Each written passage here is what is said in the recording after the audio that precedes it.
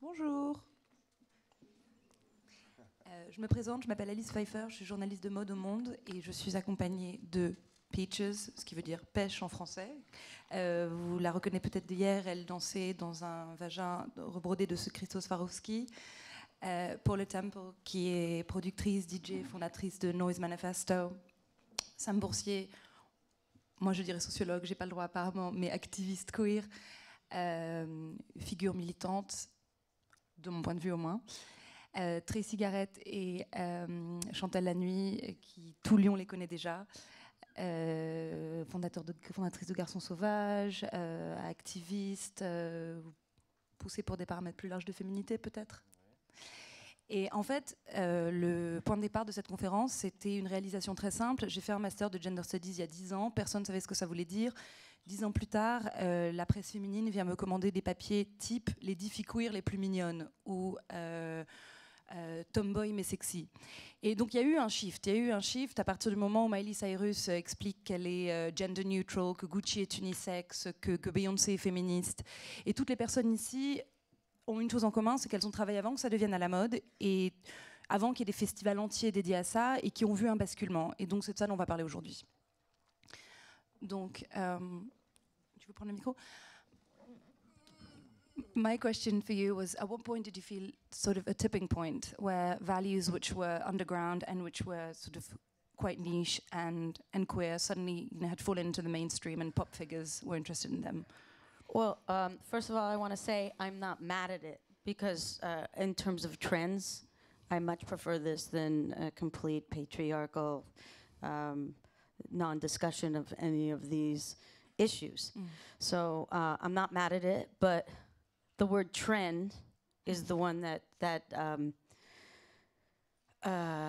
kind of not bothers me, but worries me because trend is something that is fashionable and then will be unfashionable.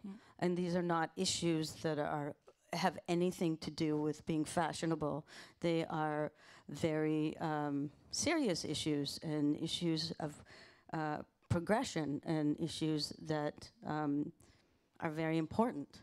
So I'm not mad that they're being discussed, but I worry when the trend is over what's going to happen.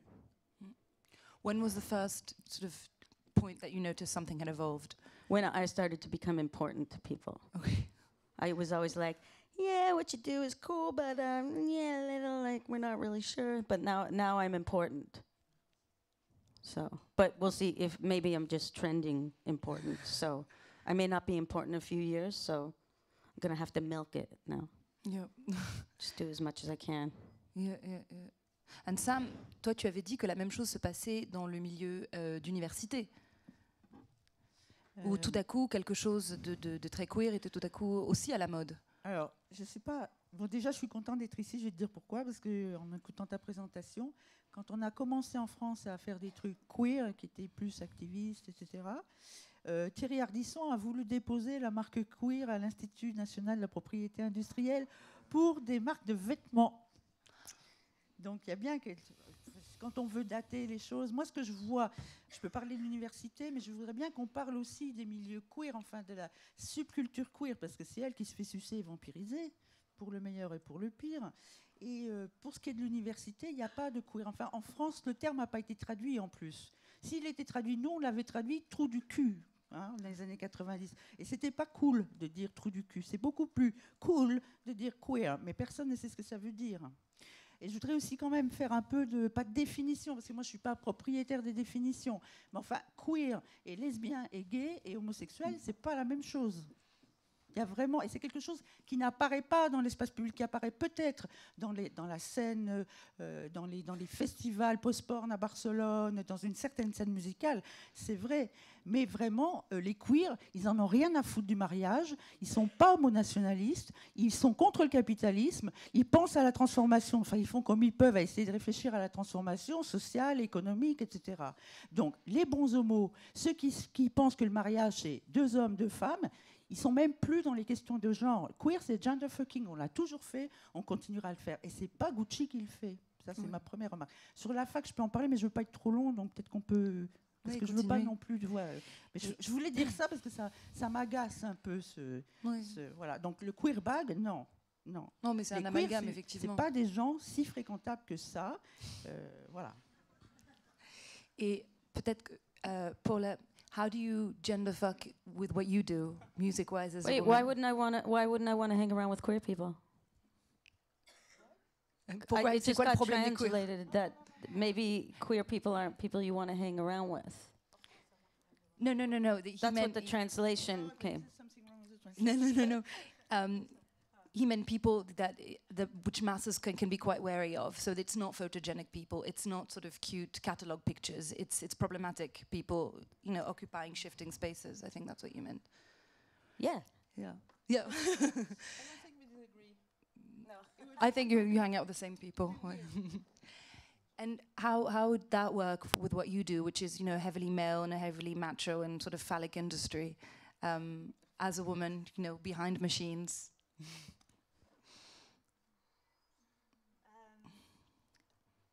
Yeah, I just got to do what I do, be completely unstoppable, take my space, and don't let anyone take it from me, deny me. I just got to fight and push.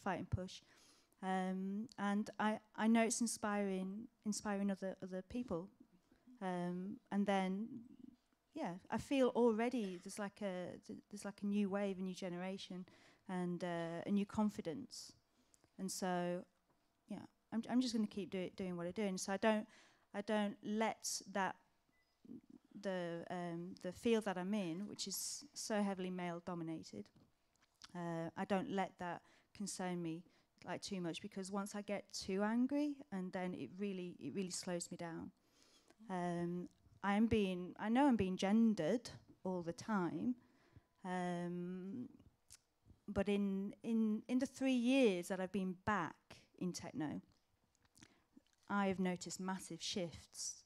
So I really welcome that when guys really take it on themselves to question, challenge and change things, not in any kind of tokenistic way, but as a real way, to go, we can think about this differently, not just about ourselves and we only identify with who we look like, our own bodies, but actually like questioning. So I'm glad I took the risk of just making a statement and putting it out there, and I've not had that much backlash, to be honest. I was expecting a really heavy load of shit from the techno community, but but you're good. It's been good. But you're just really good, so. Thank you. Et mesdemoiselles, et le travail que vous faites à Lyon, qui n'est pas Paris, donc pas une capitale de mode, qui est utilisée à ce genre de questionnement, parce que c'est quand même une des bases du luxe, vendable ou pas. Qu'est-ce que ça fait d'être Lyon est jolie, Lyon est bourgeoise? Qu'est-ce que deux filles comme vous, comment est-ce que c'est reçu? Est-ce que ça change? C'est large comme question. Si on se focalise, je peux donner plutôt un exemple en fait. Dans la vie du quotidien, on va dire. Il y a quelques années en arrière, on avait mis en place un truc entre copines qu'on appelle les travatacs. Et les travatacs, sur le principe, c'était une bande de copains et de copines qui se travestissaient, qui se draguaient pour aller dans le centre-ville le soir. On allait dans les bars, dans des PMU. Voilà, et l'idée, en fait, c'était de débarquer comme ça, puis de s'amuser, en fait, et puis de provoquer un peu les rencontres, quoi. Et ça se passait vachement bien. On s'est beaucoup amusé. On avait une réception des gens qui étaient vraiment cool et plutôt amusés. Mais ça, c'était il y a 5 ans. Et aujourd'hui? Et aujourd'hui, c'est beaucoup plus compliqué. Ah, ça, c'est intéressant. Ouais. C'est beaucoup plus compliqué. Je peux te dire que c'est une période qui est un peu terminée pour moi. Je me sentirais en danger de refaire ça. Et alors, après, pourquoi ça, en tout cas, j'en sais rien.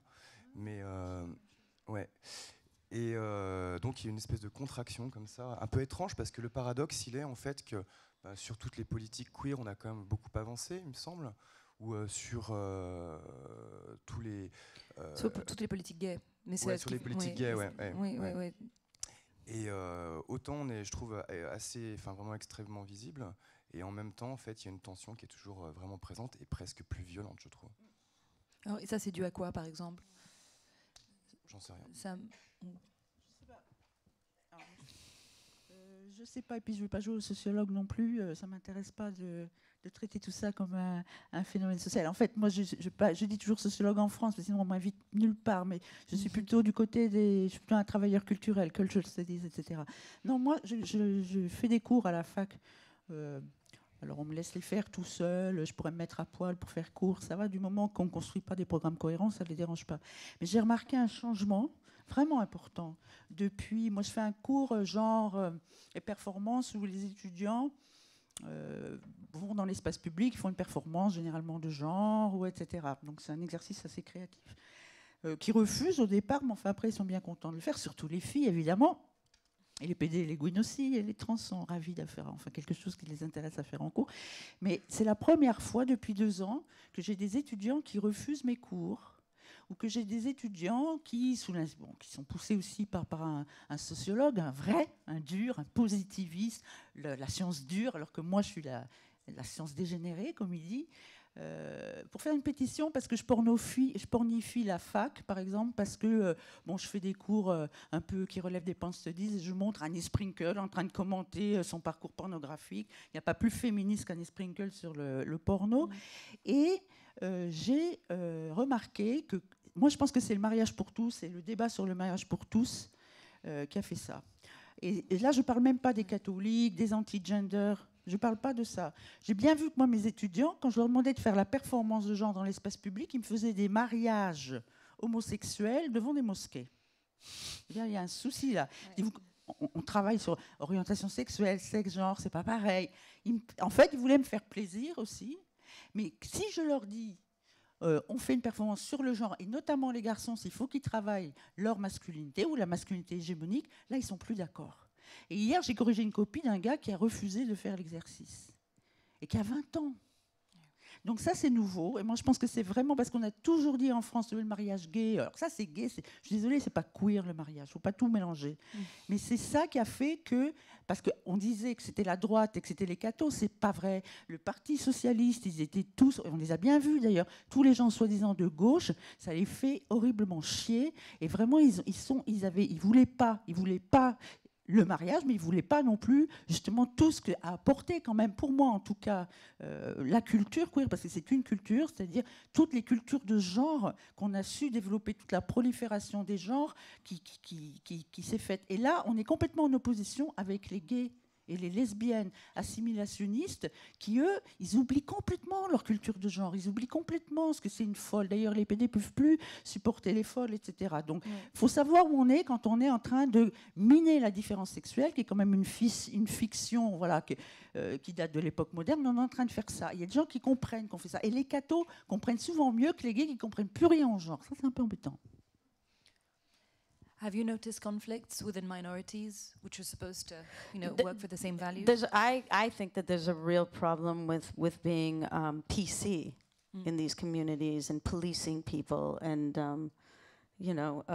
making more distinctions that are not helpful. Well, the vagina monologues were censored in many universities. How do you feel about that? What do you mean it was censored in? Because apparently it's offensive to women who don't have a vagina. So who don't have women who don't have a vagina. Yeah, well, there's just you can police everything down to certain terms, and we're not even representing every sort of, whatever we're talking about here. If we're not talking about queer, we're talking about like a government approved gay and lesbian, or what are we talking about here? And here we are all white, and I'm sure we're all feminists, and we're all probably, even though we have certain discrepancies on like how militant we are or how we feel about pop music or things, like pop culture and stuff like that. We're basically still this small microcosm of like a whole world of hate. you know, which is huge out there. So understanding, if we can't even understand each other, or we can't come to agreement of that. So it's very difficult, and it's completely complicated. Yeah. I wanted to pose a question to the audience. I wanted to see show of hands who says they're a feminist. Alors la question, est-ce que Does that mean you're not sure? Et ça veut dire quoi féministe alors? What I want to know, why isn't somebody a feminist? You know, like I'm just going, you know, and maybe I'm talking too much about. Maybe I'm more in the. I'm more interested in a general sense of all of us feeling comfortable in our own bodies. That's what I'm interested in. I love and respect Annie Sprinkle so much, and I would watch everything she does, and I will listen to everything she says. I get really upset when people see it as wrong, when they see it as a you know, what you said, like why are you showing that? You know, it's a great example of somebody taking feminism and switching it around, and you know, somebody who isn't angry, somebody who does it with a smile, you know. But that's like a whole other thing. But and maybe you find it rhetoric and say this is a bunch of bullshit, but I really was proud of someone like Justin Trudeau, who was like, men need to be feminists. And I think these panels need to be full of men. And they need to be discussing these issues. And then we need to come together. And there needs to be more talk about that, because we're having these discussions, you know? And I'm not saying poor men, but I am, because I'm saying, like, you're born to a complete perfect privilege where you're in this patriarchy where you're supposed to be, you know, these are ways that are set up for you. This is the way the world has been set up for years and years and years, blah, blah, blah, blah. You really have to look at that. You have to, you know, put yourself in the situation or get out of your comfort zone to understand what's going on. And I don't understand many situations because I'm not trans, first of all, but I can be an ally, if that's even a word that's okay to use, or, you know, I'm not even sure what words to use anymore. I think the whole language is really difficult, and I think certain words that are used by some people turn other people off, and when like feminism for the first time is used in pop culture, we can't be angry at it because at least it's inching its way in there. So, to say Beyonce is or isn't a feminist is none of anybody's fucking business, actually. She's making art like everybody, and she works very hard, and I find she's a gazillionaire, and she's gorgeous, and she works hard, and her father made her jog and sing since she was like 5 years old, so that's just the way her body's just a machine or whatever. But I think we also have to remember not to like marginalize people for just because if they're also doing. Sometimes you can do something that's helping to change something from whatever perspective it is. You know, she's got her own communities where she's from, in the, you know, being Creole and being from Alabama and New Orleans and all those issues, and you know, that she stood up for. This is a whole other political issue, so if I'm off topic, you can stop me. But you know, her whole, like, standing up for like Black Lives Matter, and you know, doing a video where she's like sitting on a police car that's like submerging itself into water, and the police saying we'll no longer be your security because of that. And is that a feminist issue? Is that a Black issue? You know, there's just so many issues that have been built up through years, and we don't even have the language to understand how to get through them. But matters are actually getting worse. I mean, visibility is there on a surface level, but at the same time, women's rights are the worst. Abortion throughout Europe is disappearing slowly, and Yeah. You even said, Paul, I remember we were chatting yesterday, and you said things are actually worse than they were 10 years ago. You know, why do you think that is? That there's an impression of something changing, and really, like, the reality on the ground, it's just the opposite. Yes, quite simply, it's the the progress of capitalism, and the goes hand in hand with patriarchy.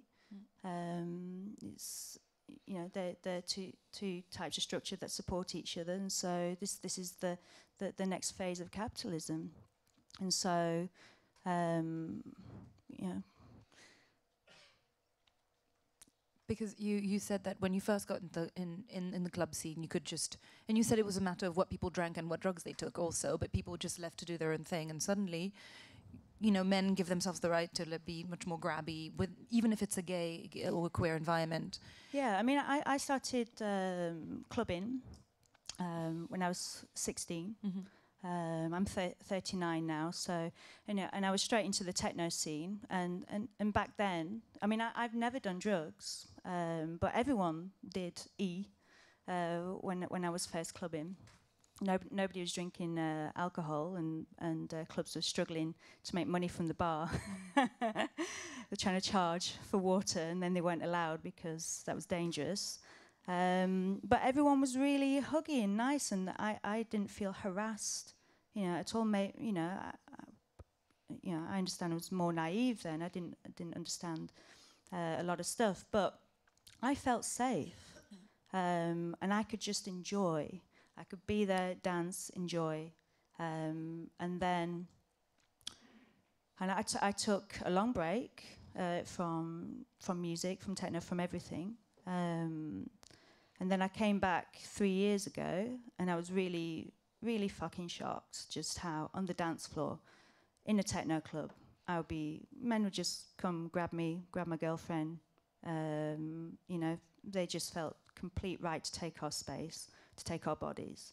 And I'm like, what the fuck? You know, years ago, if I wanted that, I'd go to a house party, a house club. But not in techno, and how this has come into techno, and also where all the women in techno, and the dance floors suddenly felt unsafe, and I was just a piece of meat, to be grabbed, and there's this kind of masculine, this over masculine kind of behavior that's being related into techno, because techno is seen as like tough and hard and dark or whatever, and then that's somehow the proximity of that with masculinity is like, well, that was never there before, and that's a construct, that's just an invention. You know, I love powerful music, but it doesn't mean to say it's male or masculine.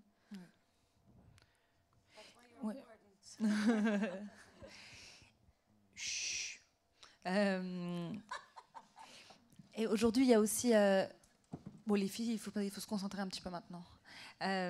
There's also proximity between nightlife and queer or underground nightlife and capitalism. Like, American Apparel sponsors queer nights. I have a million examples. Nike, Puma, they've worked with Kitty Smile, who's...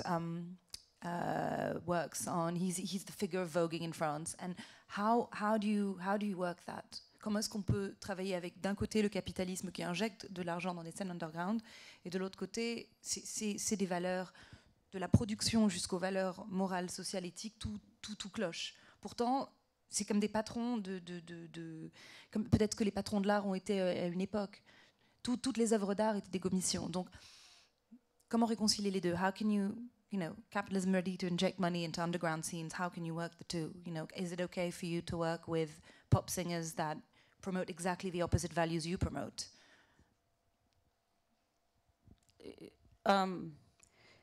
Capitalism has always been present. Record labels were invented to promote music and to give artists less money and to, you know, give themselves more freedom to exploit more people. So I don't really.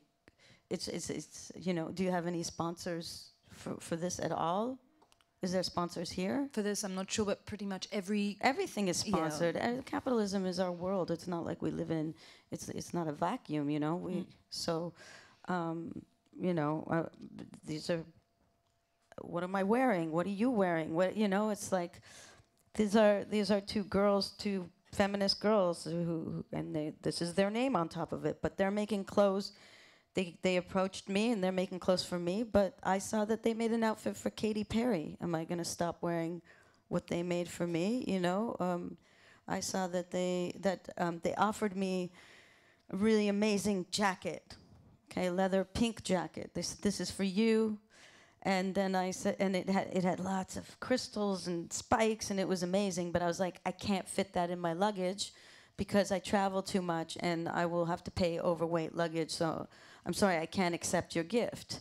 And then Madonna's new video came out for I don't remember the song, but and she's wearing that jacket. So you know, I don't know if that fits into your question, but that's my answer. And so things just creep, you know, and people are, is there an underground anymore, you know? And what is an underground? Does the underground want to relate to capitalism? Does it want to go live in the countryside and say fuck everything, you know? It's like, what level of underground are you at, or where is, you know? So is that underground anymore once you accept a sponsor and maybe your techno party is getting bigger? You know, look at Berlin. It's like a Disneyland for techno music now. I mean, there's definitely new music and great music, and I'm not dissing music, but maybe you want to talk more about that, about how Berlin has, you know, it's like a tourist attraction. People who hate techno music, people from like bumfuck America are like, I'm gonna go to Berlin and then find out what techno is. You know what I mean? Like, no, I don't care, but I'm just saying that's what it's known for now. And is that a good or a bad thing? Well, anyone who's really serious about techno just ignores all that circus. I mean, it's quite hilarious, you know, to hear Berghain being mentioned on Ellen DeGeneres' show, and they're figuring out what techno is, and they're playing completely the wrong music as they're talking about Berghain. And then in Berlin, you know, I was naive when I first moved there 3 years ago. I really thought this techno mecca would be completely safe against all this kind of sponsoring bullshit, and that I would be able to have conversations with techno clubs about queer culture and doing some queer projects. But I quickly learned through talking with them and making these wrong assumptions that you know, like the success of some of these super clubs now for techno is really about business, and there are some underground techno clubs who reject all of that, and they struggle because we are still in the system of money, and we need that to circulate in order to be able to do things and to access resources, to, you know, for those underground clubs to buy, you know, a decent sound system so that people will enjoy the music, you know, these kind of things. But there are amazing underground techno clubs and techno collectives that, you know, and it's not just about music, but they're also using the energy of the collective to do something, whether it's for you know, human rights, refugee rights, fighting against, you know, a new law that's passed, and it's like, community, like we are there in solidarity with you, and you know, a techno party, you know, in that sense is really vital. And there's discussions as well, like how do we as a community do more? You know, how do we mobilize, you know, and put together, you know, because we're really fucking lucky. I mean, here I am, DJ international, going around the world. I have a passport. I have free movement. And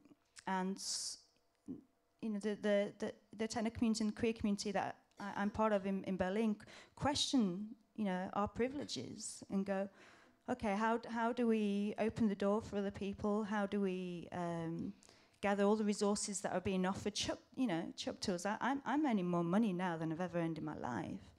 And how do I, use some of that and channel that, as resource for the communities that I want to support.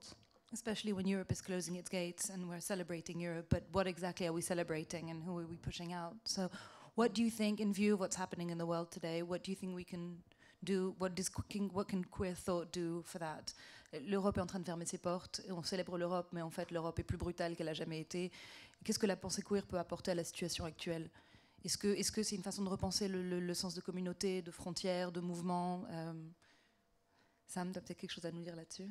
Oui, enfin, vous écoutant toutes les deux, moi ça fait... On en parlait tout à l'heure, et j'arrive pas à écrire un bouquin sur le néolibéralisme et le capitalisme que je veux faire depuis 3 ans, parce que c'est tellement déprimant, effectivement. Enfin, mais en vous écoutant, je me disais ce qu'on peut faire, que le capitalisme est partout, être dedans, pas être dedans. On a tous voulu un moment aussi, c'est vrai qu'il y ait un accès au mainstream pour des formes d'expression, des subjectivités queer, des formes d'art, la performance, des tas de choses comme ça. La performance, ça marche pas très bien pour les performeurs, c'est le moins qu'on puisse dire, sauf ceux qui font, je sais pas, qui font un truc super gay, par exemple, dans un musée. Moi, je me disais, là, je vais souvent en Italie en ce moment, à Bologne, où c'est une ville qui est en pleine gentrification, comme Berlin, et il y a des groupes queer, il y a des collectifs queer qui font un peu tout ce que vous dites, c'est-à-dire qui travaillent. Je pense qu'une des choses qu'on peut faire, c'est travailler aussi sur la manière dont le capitalisme va continuer à nous bouffer, parce que ça va s'aggraver. Le néolibéralisme, c'est pire que le capitalisme. C'est vraiment une captation du social, c'est vraiment rationaliser le temps de travail de tout le monde. Les artistes aussi vont passer à la moulinette, les penseurs, les gens qui avaient du temps, ils n'en auront plus. Il y a vraiment là quelque chose qui se met en place qui est très fort.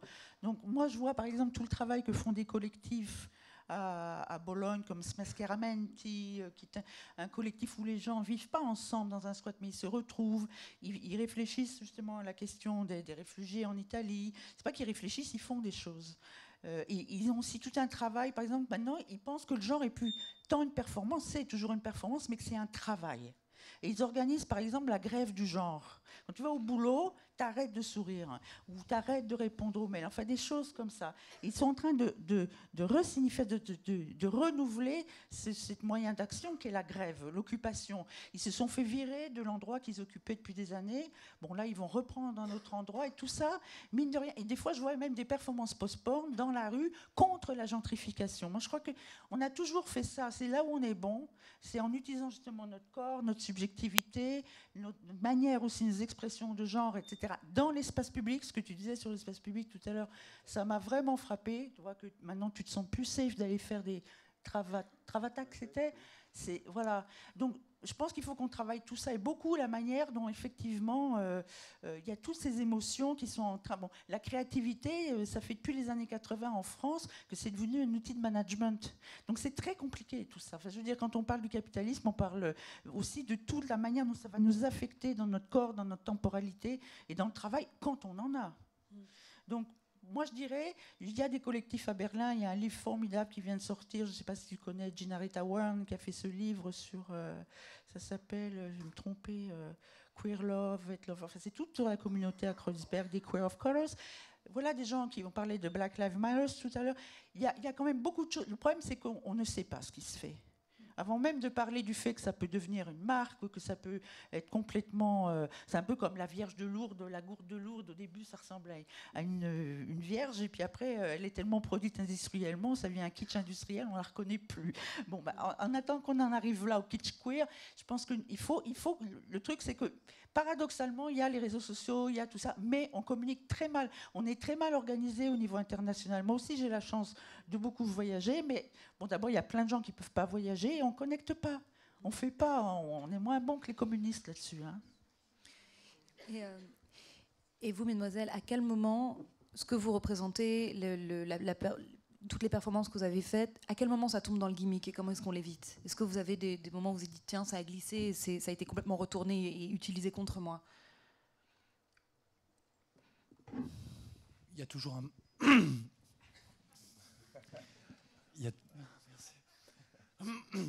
Voilà, il y a toujours un moment où ça glisse, mais ça, on l'accepte totalement. Oui. Voilà, je pense que aussi, si on a envie si on a envie de s'exprimer sur le domaine public, c'est parce qu'il y a aussi à titre individuel, il y a une forme de recherche personnelle.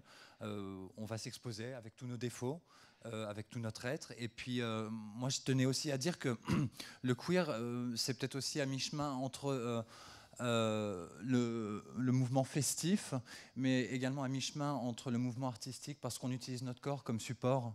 Et moi, j'ai rencontré des queers qui ont vraiment abouti des personnages.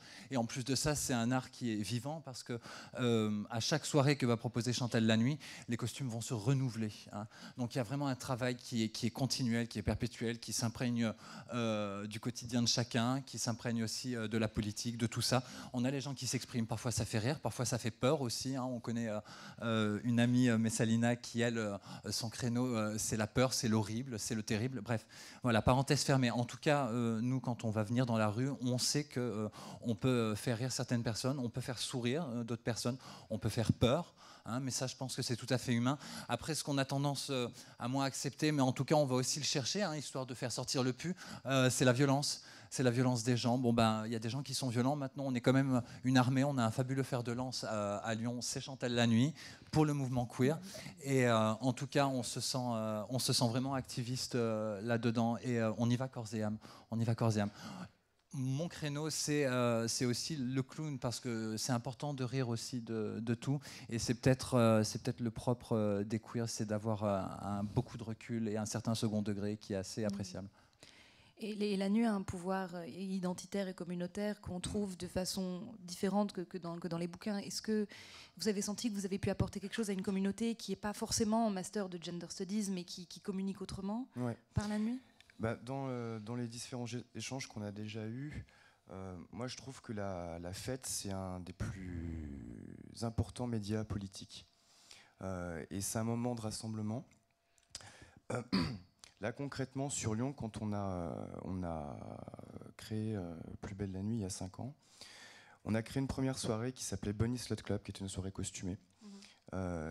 Et l'idée, c'était vraiment... moi, j'avais envie de rire à nouveau dans la fête, puis de m'amuser à nouveau, parce que je m'amusais plus depuis des années. Et cette fête costumée, où on était à peu près une centaine de personnes, est devenue vraiment... a eu un engouement, parce que, comment dire... Le public s'est réinventé en venant par le travelotage, par le déguisement. Et là où vraiment j'ai compris à ce moment-là que cette force politique était vraiment importante, c'est que j'ai vu des personnes que je dirais issues du mainstream. Donc je pensais en fait à tous ces mecs hyper virilistes qui se conforment à des schémas. Comme qui ? Comme beaucoup de PD en fait, hein, qui sont dans cette idée où on est PD certes, mais il faut surtout pas ressembler à une folle. Hein, je rejoins un peu ce que tu me disais. Et là où c'était fort, c'est que j'ai vu des personnes comme ça qui ont commencé à venir à ces soirées-là et qui ont changé d'idée après. Donc après, c'était un peu la boîte de Pandore qui s'ouvrait. Et, on se met des perruques, on se met un peu de maquillage. Et alors, c'est pas grand-chose en soi, en fait, hein, se mettre une perruque, du maquillage, hein, mais ça change quand même le rapport aux autres et puis le rapport à soi-même surtout. Et l'idée, c'était vraiment d'insuffler cette liberté, puis c'est ce que j'ai dit hier sur scène, mais vous êtes beau dans votre singularité. Et à travers ces fêtes-là, c'est vraiment le message qu'on transmet. Et on n'est pas dans la théorisation, on n'est pas dans la sociologie, on n'est pas dans tout ça, mais ce petit message-là, il a infusé et est devenu vraiment puissant. Il a créé un mouvement sur Lyon. Parce qu'il y a un vrai trouble dans la masculinité dont on parlait, c'est-à-dire qu'il y a finalement un panel de féminité plus large qui va être accepté parce qu'on a une habitude des femmes en spectacle, des femmes sur scène, du corps de la femme regardé. Et être garçon, c'est très compliqué aussi. Et Sam, tu m'en parlais tout à l'heure, mais on ne sait pas très très bien où placer un garçon qui n'est pas parfaitement normé. Encore plus que la fille. Est-ce que c'est quelque chose, est-ce que c'est la prochaine étape ? Je sais que pendant longtemps, les male studies étaient un peu... Moi, on m'avait dit à l'université, je voulais écrire quelque chose sur les garçons, on m'a dit « We don't study the colonizer ». Qu'en est-il des garçons dans un milieu queer ? Can you talk about boys? Well, I'm going to give a very strange example, and I'm going to say Prince, to me, is rest in peace, I love you forever, but is such a complicated, interesting character in this way, because here is a man. I am a proclaimed heterosexual male who uses his body probably more than, or did use his body more than any other, you know, in a way like so sexual on stage in such an explicit way that it isn't even female or male. It's not, it's macho and it's completely women, and it's actually like I mean, I'm completely influenced by his performances. Wearing heels, dancing better than anyone, singing in high voices, writing songs in from a woman's point of view very often. And yes, it's very sexual based, but also completely religious. So I think that is someone who I think there should be Prince studies. Because you know, like, how can you be and also your name is a symbol of a man and a woman. How did you got away with that? Like, great, you know, someone, if you think about you know, someone like Freddie Mercury in the 70s, 80s, more 70s, I guess. Of course, he was the most flaming, like, display of, you know, his band was called Queen. Nobody even really thought, he never said he was gay. And he didn't. And actually, the whole rock, male, macho community just like denied that part in their brain, you know? And that, to me, that is so strange, because his band's called Queen. And then there's someone like Rob Halford, who's doing a really underground, leather daddy, male performance, writing songs like Hellbound for Leather, about, like, you know, cruising in clubs and things like that. And nobody knew he was gay. Everybody just thought he was, you know, straight, like all these macho guys just, you know. So in those terms, those were figures that did everything, you know, but never said were queer or anything like that, but made huge impact. You know, being able to perform for thousands of people and not, you know, being thrown eggs at, like, get off the stage, you fucking faggot, or any of that, you know, even though you deep down knew they were gay, you know. So I don't know at that time if they said that, then it would have just been they wouldn't have had that chance. Or you look at someone like Little Richard, who was completely influenced by a genderqueer performer in the South who used to. There's a very interesting book written by James Brown. Unfortunately, the last chapter is about religion, and this book is a whole repentance on all the things that James Brown has done that shouldn't have been done in the name of God. But the rest, don't read the last chapter. But it's also interesting. He got everything from the genderfuck performer, you know, and that's where he started to wear makeup. That's where he started to really, you know, and of course Prince is influenced by him too. And there's a whole history of it, but we just don't embrace it as such. We just see it as a, I don't know. We don't talk about that side of it. So.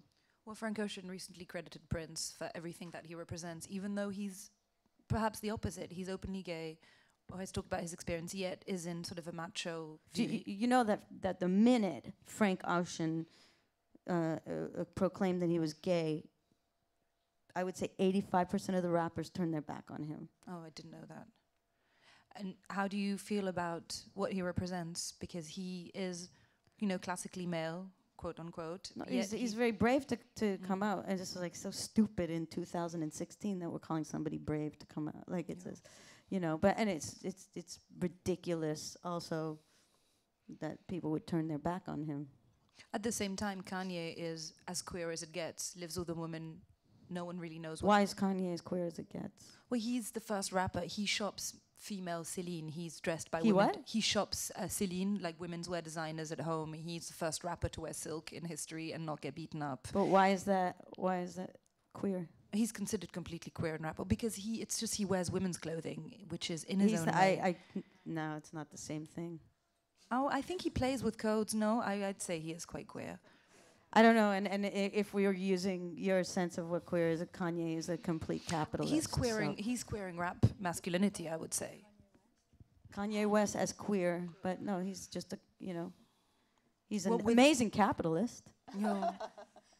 Well, in his body language and in the way he presents himself, he's opened the door to, to. Has he? I know. I don't know. I'm asking a question. I don't disagree. I don't. It's just like, has he? And I mean, like, let's not even like say Kardashians here, because then we'll just get into Caitlyn how do you feel Jenner about Kim and Kardashian? I have to ask. Sorry. What do I have to? What do I? I don't want to answer that question because I'll give her more attention. Okay. I actually was recently the only time I've ever been on American TV. Because and seriously, if I talk too much, just tell me shut up and move on. But the only time I was ever on American TV, was to be on a discussion show, on a panel show, a late night TV show. They won't let me sing on these shows. They're not. They're scared I'm going to do something like, I don't know, get naked or I don't know. I don't know what they think I'm going to do, but they don't let me do it. But they let me on this show, and I was really excited because it was a political show. It was with Larry Wilmore, who recently gave the presidential address. And that's very exciting for me. And the topic was Kim Kardashian's nude selfie. Did you answer any questions? No, it was a discussion, and of course they're like, is she bringing back? Is she taking feminism back 1,000 years, or is she? And I was like, she can do what she wants. I don't mind. I don't care that she's showing her body, but in that way, I ended up sounding like a supporter of it because I wasn't against her, doing whatever she wanted to do. But I don't want to give more time to that person whose father defended Jason. Like we can go on and on about this. So. And who would you give credit to then? Who do you think has done a good job so far as a mainstream figure? I just mentioned a bunch. Yeah. I just mentioned a bunch. Of current people, any other rappers? I do. Yeah. I mean, you obviously don't like Kanye or this, but I actually really I love his performance. I love his complete narcissism. I think it's an incredible. It makes for incredible performance. Mm-hmm. And I like that he interrupts people and that he says these things. He makes you think he's an asshole, but it also makes you think of certain things that go on, things like that. But it's really complicated because, like I said, there's no underground. The underground is not really, it gets so watered down. Like you look at somebody, if you want to talk about Miley Cyrus, I also don't want to give this person so much time, but it's at least she's going like, I got lots of money. I love drugs. I love all kinds of people. What should I do that's good?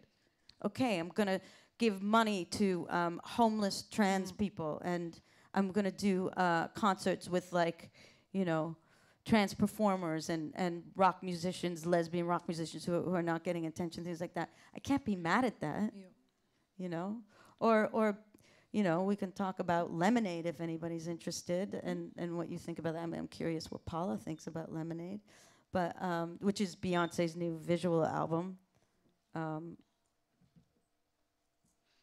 I thought actually it was a beautiful, emotional piece of work. Yeah, I personally. I think it was really. Yeah, I cried, actually.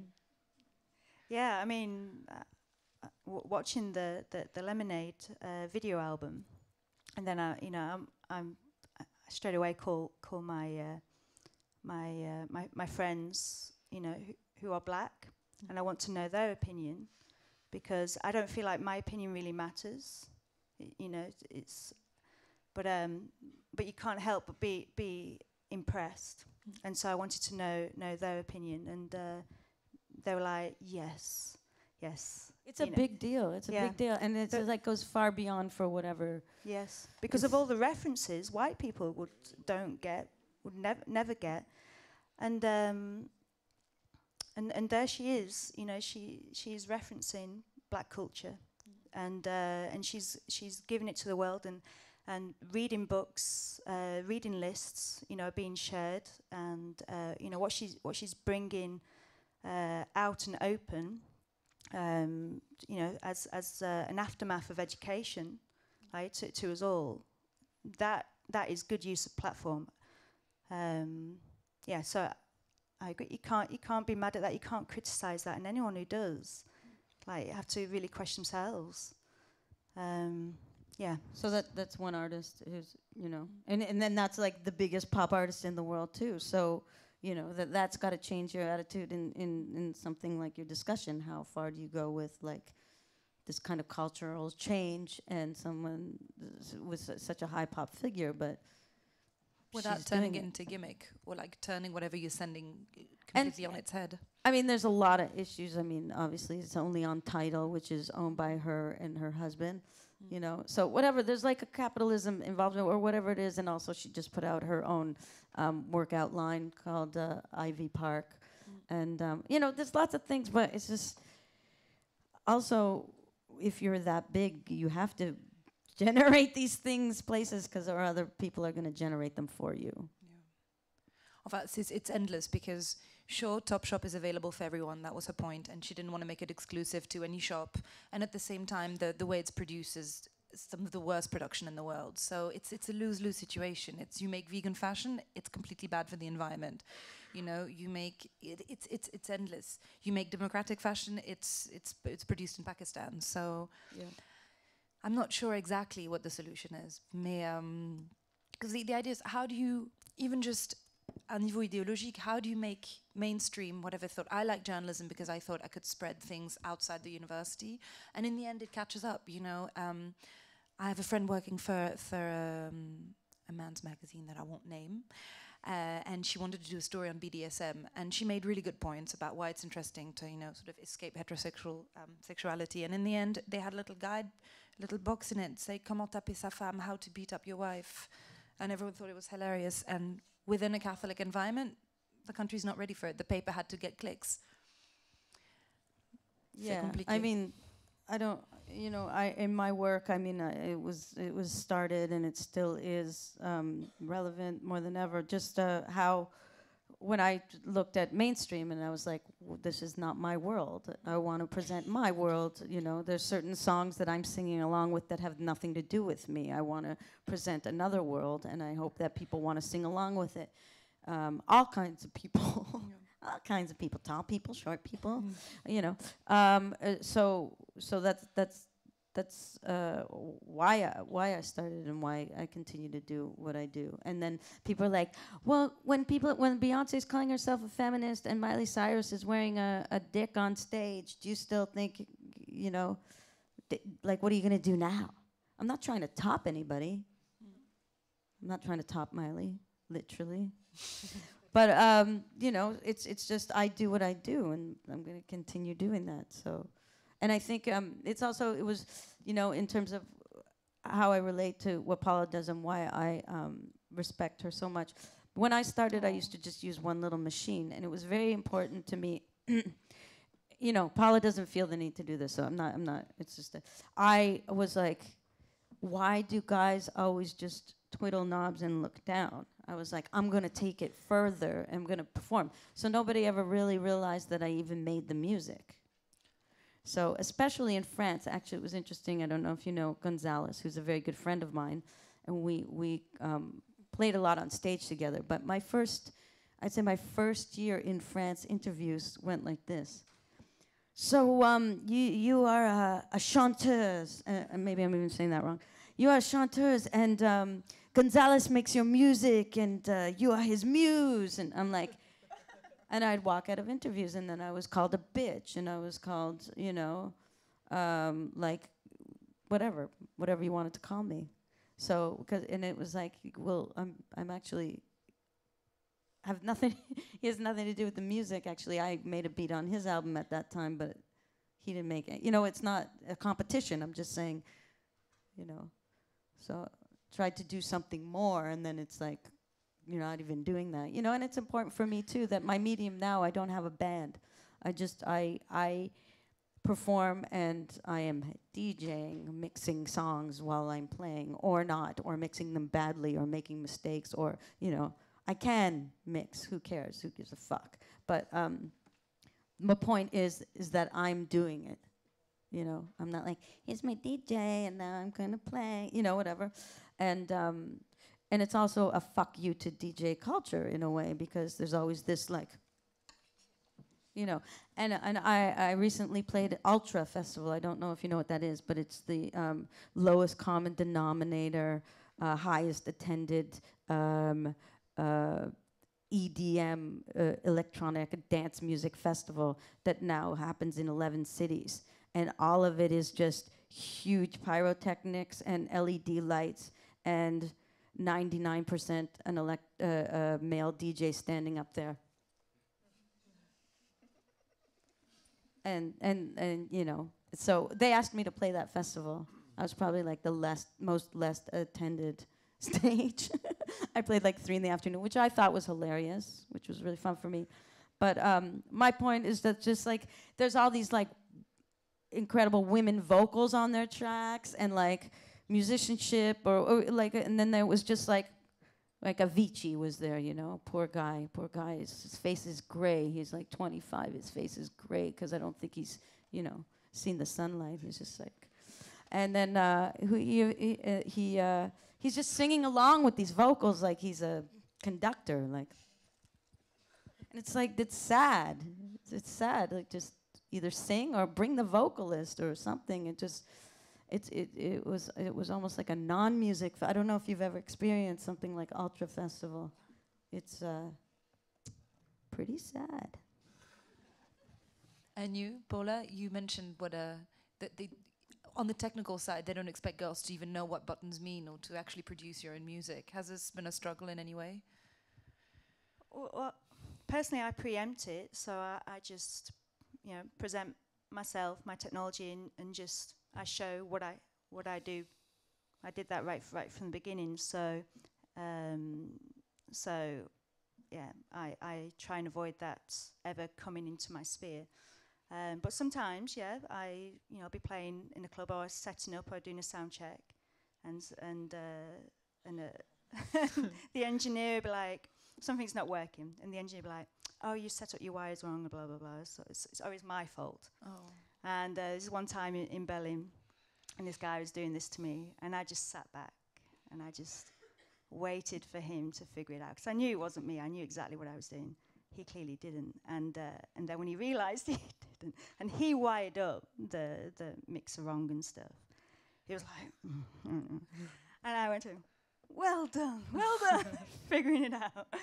And you know, that moment, hopefully that moment's changed him from then on, and that he won't give bullshit to women. And maybe it hasn't, maybe he will continue. But I hear a lot from a lot of my, nearly all of my non-male friends, how much bullshit they get when they're DJing. And when it comes to technology, and again, technology is associated with male, and that women can't possibly know what they're doing, and that you know, that's been a discourse for such a long time, but this is not true at all. So yeah, that's still a daily basis thing.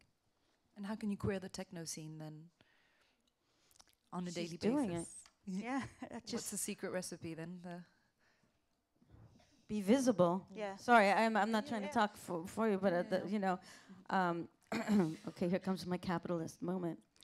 I recently put out a remix album for my album Rub, and it's all women remixers, and that just happened because I just picked my favorite producers, and they all happen to be women. Paula is on it. Does the title track for Rub. That's kind of sorry. But you know, it's just being visible, being there. You know, you're being visible, going to your clubs, doing your things. But it's true. We have to realize that it's exponentially getting more difficult in every direction. You think it's getting better in this direction, but it's also getting worse in everywhere. It's not like a graph; it's a circle, and it's pointing out in every way.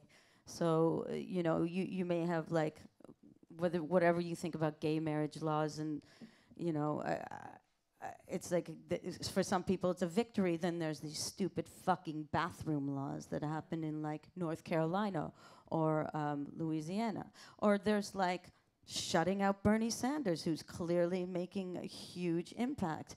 And also recognizing if feminism is not always just picking a woman for the sake of it. I think that Bernie Sanders is clearly a better choice. Et toi, Sam, dans le milieu universitaire, à quel genre de stéréotypes tu te heurtes et comment est-ce que... Parce que même dans un milieu qui, a priori, on est entouré de gens avec, a priori, des valeurs similaires. Et pourtant, c'est beaucoup plus complexe que ça. On se dit, bon, des gens qui font un master en queer studies, mais c'est beaucoup plus complexe. En tout cas, en France, oui. Enfin, moi, je vois ce qui se passe au Brésil, ce qui se passe au Mexique, ce qui se passe en Angleterre. On en parlait tout à l'heure. Il y a quand même des choses aux États-Unis, n'en parlons pas. Je crois que vraiment il y a une vraie résistance parce que c'est un pays qui est contre les minorités, contre leur expérience, contre la manière qu'ils ont de produire du savoir, la manière de rappeler d'installer leur univers référentiel. On parlait de Beyoncé tout à l'heure. Donc ça, c'est clairement pas possible dans un pays universaliste, républicain, qui dit oui, on est tous égaux, mais enfin bon, les Arabes dehors, enfin on sait ce qui se passe alors qu'ils sont français. Donc ça explique qu'il y a 10 ans, il n'y avait rien, il n'y avait pas de gender studies. Quand on a dit gender, c'était on ne peut pas utiliser ce terme, on a un rapport de sexe, on avait un terme français pour chat, sauf que c'était pas chat. Et gender, c'était un truc américain, c'était comme les goths, comme voilà, c'était le SM, le gender, ça vient de... Comme les goths. Pour ça, on dit maintenant il y a les cathos anti-gender. Non, il y avait les féministes anti-gender, il y avait toute la France anti-gender, tous les journalistes anti-gender. Je m'excuse, hein, Libération, Le Monde, tous les journaux de qualité, etc. On s'est dit on va faire quelque chose. Nous, on n'était pas à l'université, on a essayé de rentrer dans l'université. Et on a pensé, vous ne savez pas, mais quand même qu'on ferait quelque chose. Moi, je peux vous dire qu'aujourd'hui, tout d'un coup, il y a gender. Gender, c'est le mot clé comme humanité numérique pour obtenir je ne sais pas quoi, parce que l'université est privatisée et qu'elle doit être en compétition avec d'autres universités. Donc, il faut bien qu'ils aient des items communs.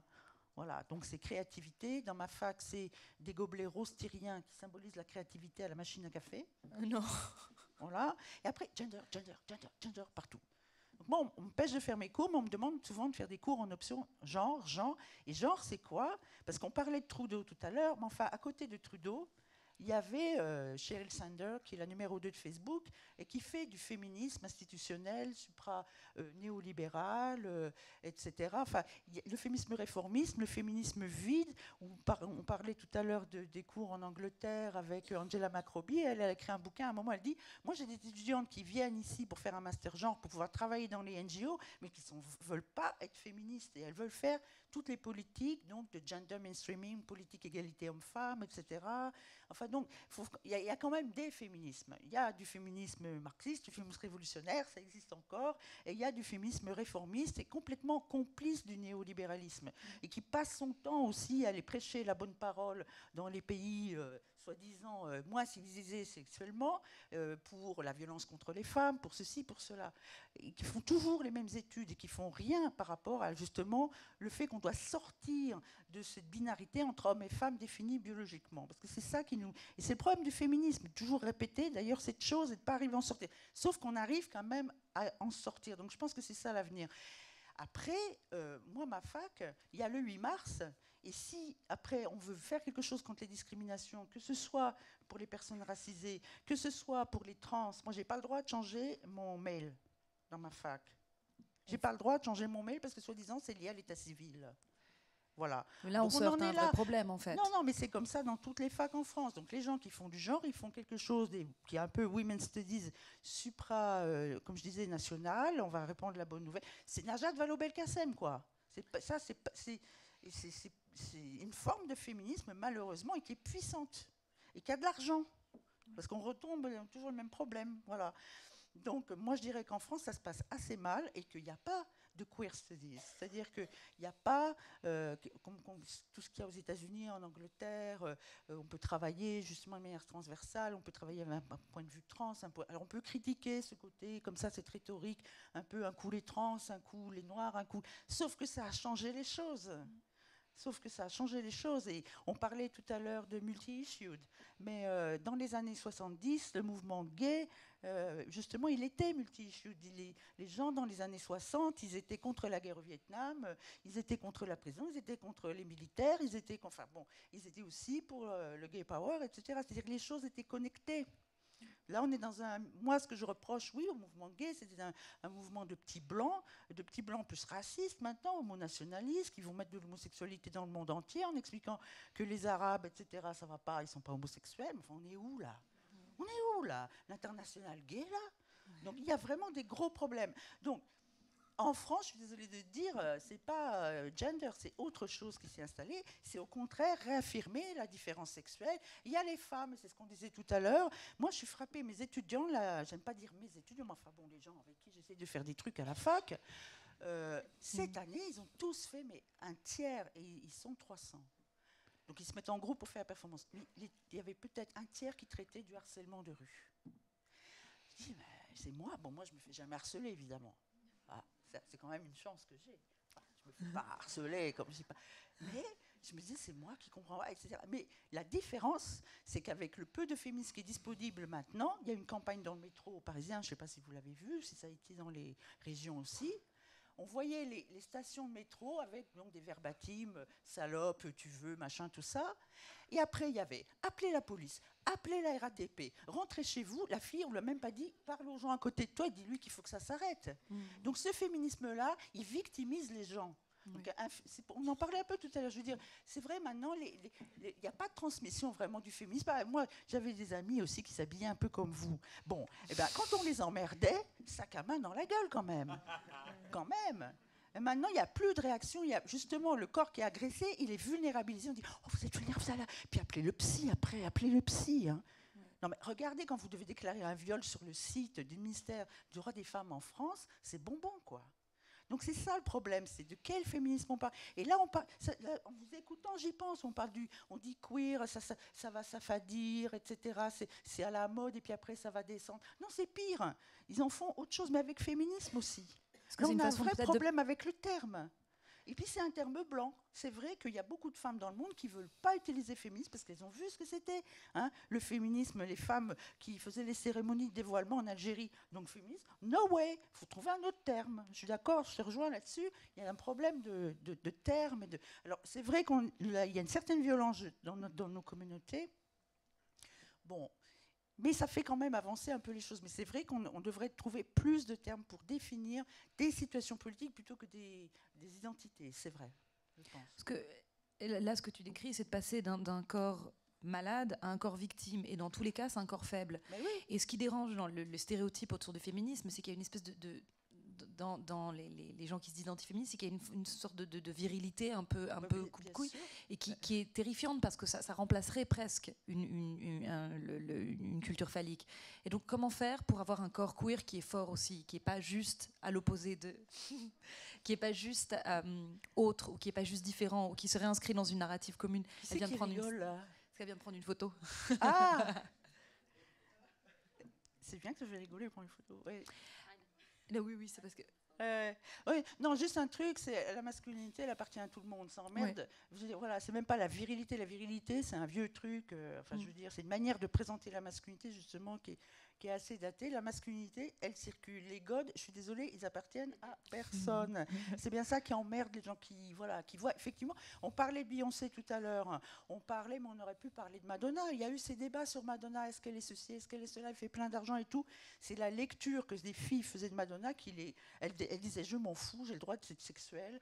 Ce qui est important, tout ce dont on parle, il y a un mot-clé, j'aime pas les mots-clés, mais c'est empowerment. Oui. Si tu prends pas de la puissance de ce que tu fais avec ton corps, quand tu es féministe, laisse tomber, hein, c'est pas intéressant. Oui. Moi, je crois que c'est ça la valeur. Et donc Beyoncé, c'est vrai, elle fait ce qu'elle veut. Moi, on n'arrête pas de m'appeler, les journalistes n'arrêtent pas de m'appeler pour me faire chier avec Beyoncé aussi. Une tout le temps, citation tout le sur temps, Beyoncé, tout oui. le temps, tout le J'ai temps, dû en tout faire le temps. partir de ces Bon, journalistes. tu regardes le clip, Run the Girl, il marche sur plein de gens. Et s'il y a des gens qui font une lecture queer de Beyoncé, eh ben, good for them. Voilà, c'est les lectures, et c'est ce que nous a appris la pop culture. Enfin, c'est pourquoi elle est si puissante. Parce que justement, comme Prince parlait à des millions de gens, etc. Donc après Prince, moi j'adorais Prince. Il y a des gens qui peuvent penser que c'est un connard, mais l'effet au niveau de la vision des genres et des corps et de la sexualité, elle est incroyable. I've said too much already. Non, never. No. Ah, pardon. I was just because you said you think you don't like Prince. No, I love him. But Oh no, it said you think Prince is an idiot.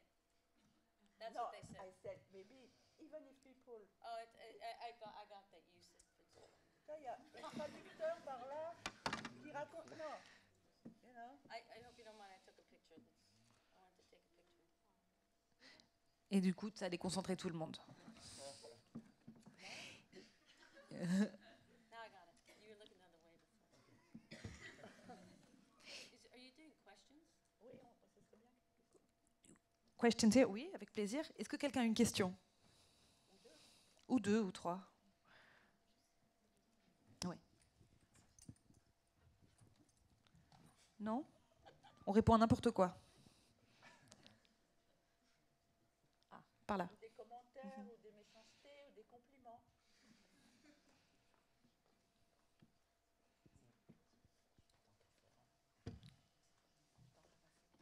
Oh, mais on parlait de toi il y a 2 secondes, non? Je sais pas, je viens d'arriver. Ah oui. Eh ben, très bien, toi qui es là. Eh ben, on évoquait le fait que tu as quelque chose d'un discours très engagé, qu'en même temps tu travailles avec des marques de mode. Pourquoi est-ce un problème ou pas? Tu aimes comme je t'attaque de derrière les fagots? He's the black master of French voguing. I like him a lot. I'm not. Hi. Je travaille avec des marques. Premièrement, je travaille principalement avec Balmain, qui est une des seules maisons dirigées par un homme de couleur. Oui. Les autres, je me permets de travailler avec eux et d'apporter une partie de ma culture parce que je me sers d'eux comme d'une fenêtre pour pouvoir faire connaître ce que je fais et la culture que j'apporte. Et aussi, ils payent très bien. Ok. Et tu as eu une question? Oui, I have a question for Peaches. What do you think about this list of the 25 pioneers of electronic music, which doesn't feature any female protagonists or trans people?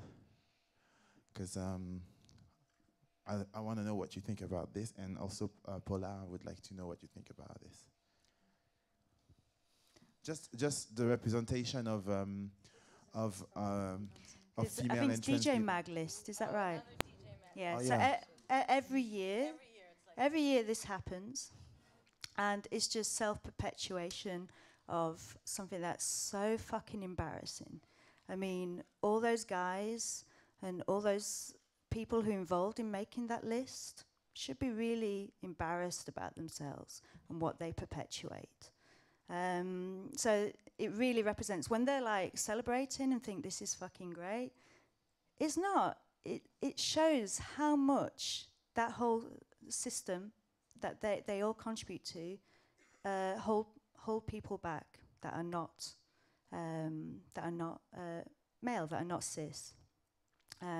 It's really a joke, but they think it's important. So I just think it's about time that those guys were forced to sit at a round table and start discussing this. They take on the conversation and then be open to scrutiny and criticism. You know, we join in. After they've spoken, they start thinking and challenging themselves. You know, imagine if some of those on the selected 25 and whoever selected these 25 started to really sit down and openly discuss and challenge each other. That's what I would like to see next.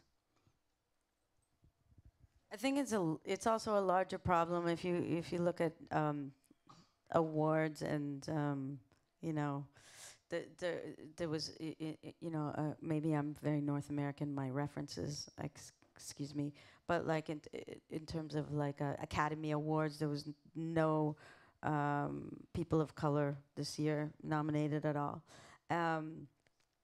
and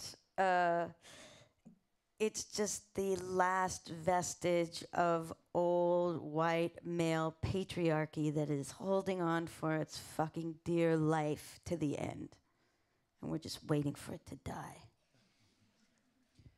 Moi, j'aimerais rajouter quelque chose. T'as le même phénomène dans la mode. I don't know if you saw the last Valentino campaign, but sometimes it's clearly 10 white guys around the table thinking. The collection was called Queen of Africa, shot entirely on white girls with cornrows, and then they'd rented Maasai soldiers that were jumping around and the girls were posing with handbags. That's so much information I can't. Yeah. I wish you had a visual for me. Oh, wait, white girls with, and faux African dresses and, ethnic black dudes. Je crois même pas qu'ils ont réalisé en fait ce qu'ils étaient en train de faire. C'était 10 blancs autour d'une table qui se sont fait « Ah, c'est hyper joli, j'ai vu un film dans les années 50, c'était un peu comme ça. » Je pense qu'ils se disent « Ouais, on pourra pas nous traiter de racistes, il y a des noirs, en plus on les monte sous un bon angle. » Et des noirs pauvres, c'est génial. Ouais. Ils les ont même pas habillés en plus. Non, même pas en Valentino. C'est triste. J'ai pas d'autres questions. Anyone else? But I think that's a little bit of a problem there's a little bit of a problem in Europe in the way that people I'm not a person of color, so I maybe the person of color here, the 4 people of color, can tell us more about what it feels like when you're in these predominantly, European white situations in Europe, and how you're perceived and how you're fetishized, and I hope this is going to portray a story, but I was in a cab in Germany, and I had a very typical cab driver. He was playing Schlager music. He was wearing one of those vests, and he was like, "Hey, what do you do for a living? Oh, you make music. Are you married?" And I was like, no. He's like, yeah, you're just married to music, whatever, blah, blah, blah. And he's like, but I said, I have a boyfriend. And he said, oh, you have a boyfriend. Is he German? I said, no, he's from Alabama. And he went, oh, then he's black. And how did he come to that? And then the next thing he said was, he must be really good in bed. And I'll be standing with a person of color, and someone will come up and be like, my cousin's married to a black person. It's like they don't. It's strange, and even in Australia, it's just stranger.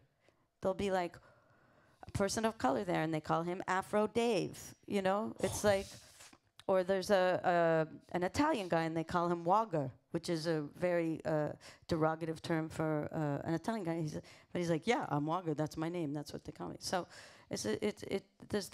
there needs to be a whole new way to discuss all of us in Europe too. I think that's one problem that I find in Europe, that it's really, really things that people don't realize are derogatory. Because it's the opposite of America, where everything was made PC. In France, nothing's made PC. In Switzerland, my friend of color tells me that he'll be standing there and they assume he's a rich rapper. Or they'll come up to him and say, "What's up, my?" Oh no. And they're white or whatever. It's like, what are you what? So it's a problem in Europe. It's a problem in France. It's a problem in Germany. Yep. I don't know. Maybe I'm not an authority. I'm just a little white Jewish girl. So, well, in this bone, the funny bone, in French, it translates to l'os du petit juif, the little Jew's bone, and oui, oui, et un nègre is a ghostwriter. Et parler petit nègre means speaking the language badly. And then we grew up with cakes called tête de nègre that was still in the bakery up to 5 years ago. And en congolais is a chocolate cake. We haven't made language PCs, so. There's also desserts in Germany that I can't say the names of. They have an ice cream that's called Noga, a chocolate ice cream that's called Noga. But I really think that the difference, like the thing why people from Europe that are not black are really not understanding racist comments. It's because they've been told that colonialism was a good thing for Africa. Yeah. So they think people of color, people coming from Africa, it's a favor for them to be in Europe, to be in their country. They don't think they owe anything to those people. They think we should be grateful for being here, and they never like treat us like we're from here. Like everybody is asking me everywhere I go, anywhere I go, if I am where I come from. Where do I come from? But I was born and raised in France, but every time they're asking me where I come from. Where so you I really start- come from. Yeah, where I really come from, and tell them I come from the toilets. That's where I come from. And then they're asking me again, well, but where do you come from? Like, I grew up in Rambouillet, close to Versailles. And they're like, but no, really, where do you come from? And I'm like telling them, like, are you seriously asking me why? How come I'm French and black? Because this is why you're asking, the question you're asking me. And so people are like, oh, but I'm not racist. I'm not racist. I'm just asking because, I'm like, this is the 21st century. Is it for you very unusual? You know that you have plane, you people come to Africa. You've been there for a long time. We came here. It's the new world, but people, and when you point those things, like when people are telling you, like, my cousin is married to a black person, if you tell them that what they said is racist, it's like you just become like the angry black man that was seeking for racism everywhere. So I don't think it's a lose-lose thing, because if you don't say shit, they won't understand, and if you say shit, you just like reinforce what they think about black people. Yeah. I just wanted to say that. Any other questions?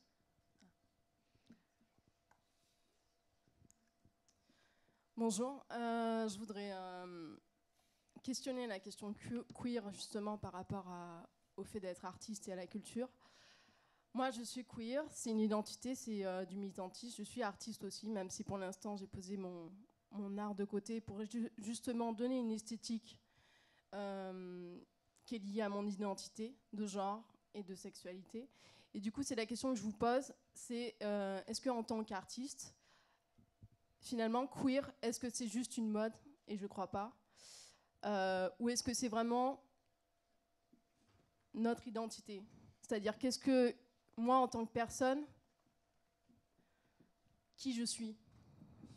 Je ne suis pas un homme, je ne suis pas une femme, mais qui je suis? Et pour moi, c'est ça, queer. Et c'est à cette question que j'aimerais vous répondre. C'est quoi, pour vous, queer?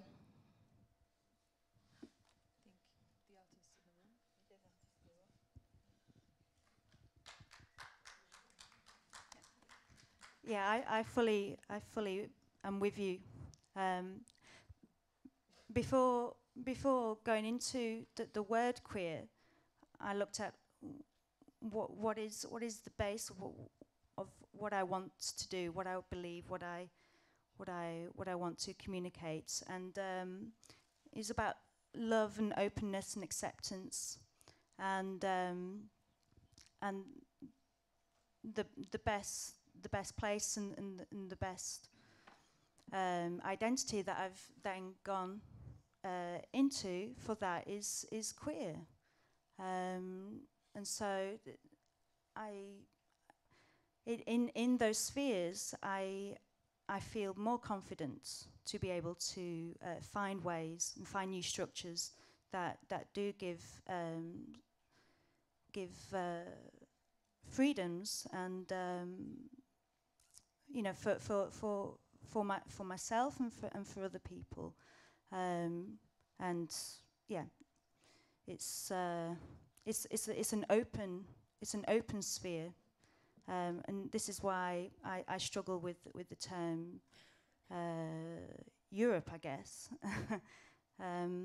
because right now borders are closing, and okay, this is not directly in relation to queer, but queer has an affinity to all bodies that are being shut out, because we know what it's like to be shut out or to be rejected and so on. But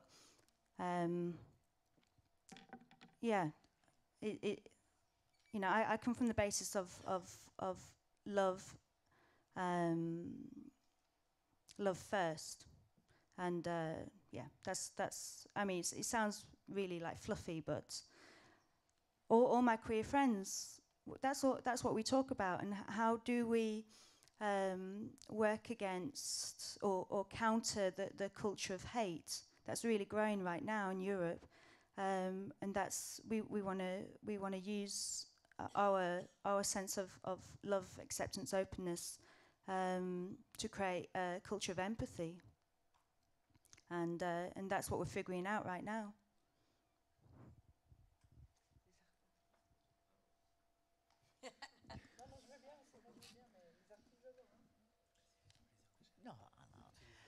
Non, moi je ne suis pas artiste, mais en France, je pense que oui, queer, c'est une identité. On l'a pris à l'envers par rapport à la manière dont, en tout cas, la première vague queer, on va dire, aux États-Unis, assez théorique. Butler a fait un peu la connerie d'aller contre les politiques des identités juste après Reagan, etc. C'était pas très malin, à mon avis.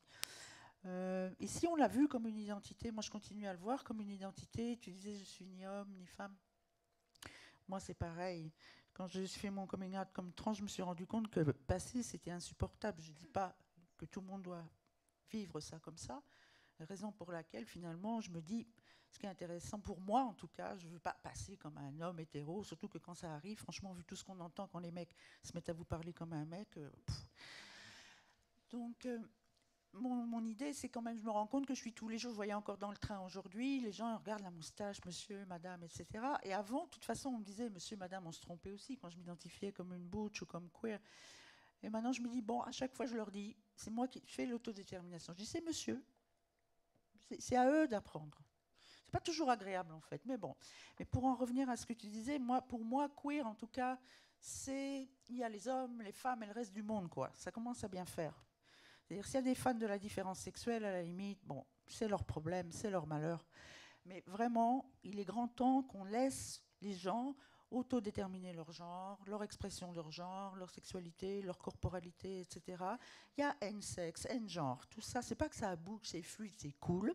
C'est pas ça. C'est que, en fait, avant, c'était peut-être comme ça aussi. C'est que la différence sexuelle, c'est un opérateur capitaliste extrêmement violent. Les femmes en savent quelque chose. Les femmes qu'on a mis dans la sphère domestique, qu'on a genrées comme devant celles qui faisaient le travail gratuit à la maison. Enfin, je ne vais pas vous refaire tout le cinéma, quoi. Donc, et moi, c'est depuis quelques années, enfin avant, on ne ressentait pas, et parce que je suis plutôt privilégiée, blanc, etc., je ne sentais pas comme maintenant les effets du capitalisme, les effets du néolibéralisme sur moi, sur mes amis, sur les autres. Je vois là, les gens qui font des études en Italie, ils n'auront jamais de job. Les gens qui font... Tout ça, ça ne sert plus à rien. Les gens qui font une thèse en Espagne, ils font des cours de français à 4 € de l'heure. Il y a des choses vraiment qui sont en train à la fois de disparaître. Et peut-être que l'université doit disparaître. Moi, je ne suis pas là pour continuer. Mais il y a vraiment des choses là qui bougent. Donc, franchement, pour moi, queer, première chose, gender fucking. D'abord parce que c'est agréable, parce qu'on sait le faire, et parce que c'est important, et que c'est politique. Et maintenant, j'arrive à le lier aussi à une contestation, justement, du capitalisme, parce que c'est lié.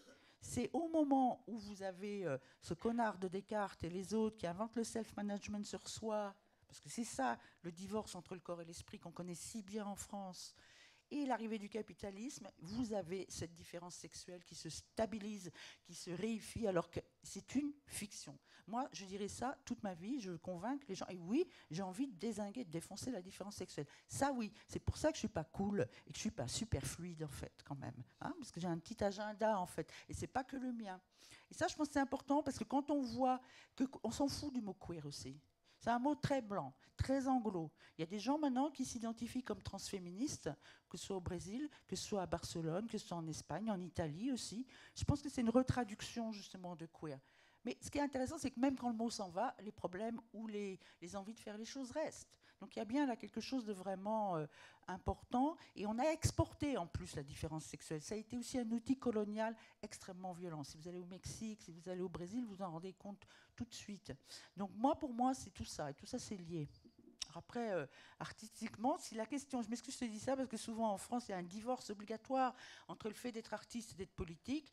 Alors ça, non. Enfin, je n'ai pas de conseils à donner, mais je sais que c'est une condition qui va être proposée, que ce soit les institutions d'art, on va dire « Ah oui, mais on est artiste, on n'est pas politique, et il faudra arrêter de parler de ta sexualité. » Enfin, you know what I mean.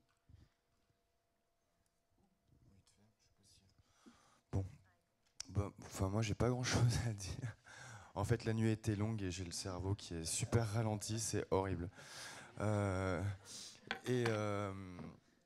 Enfin, pour ce qui est du... Ouais. Pour ce qui est du genre, ouais, c'est la journée là.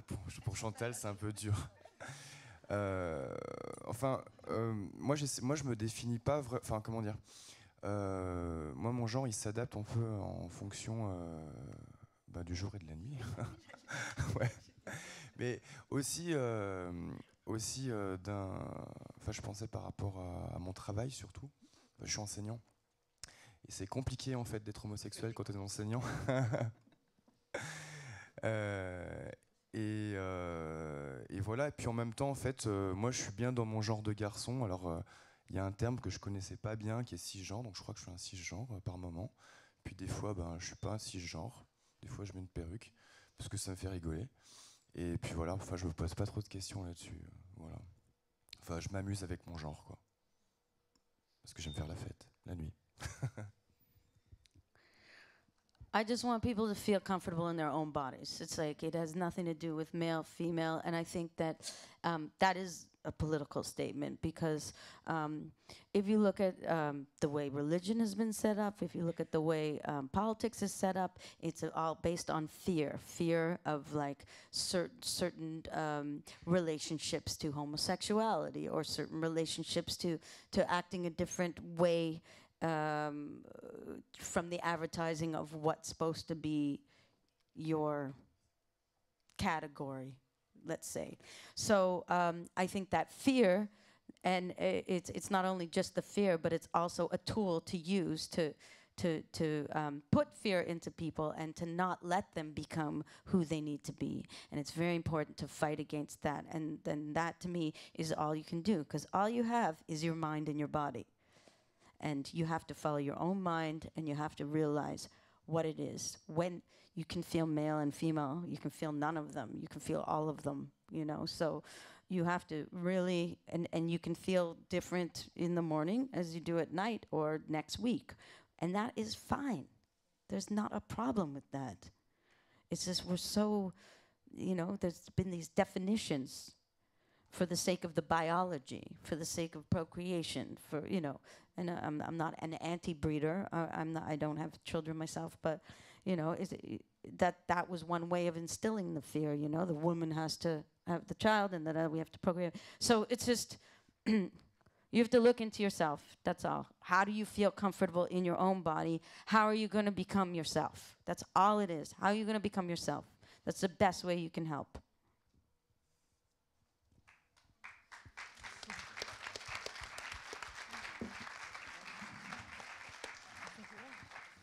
Merci beaucoup.